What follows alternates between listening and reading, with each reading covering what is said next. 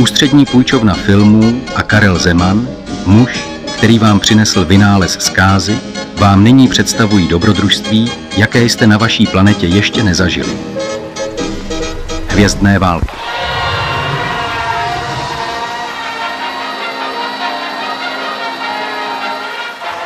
Právě teď se může někde v galaxii odehrávat tento příběh. Příběh o chlapci, dívce a vesmíru. Máte štěstí, že jedu kolem.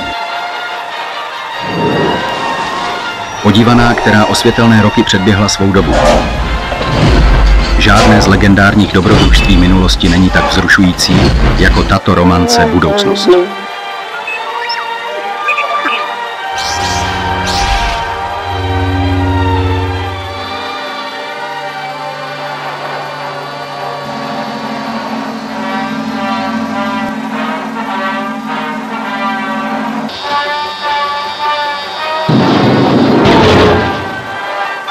Dále hrají Vlastimil Brodský, František Peterka, Vladimír Menšík, Zdeněk Srstka. No je to tady, krásný kříženeček, pudlíka a teriéra.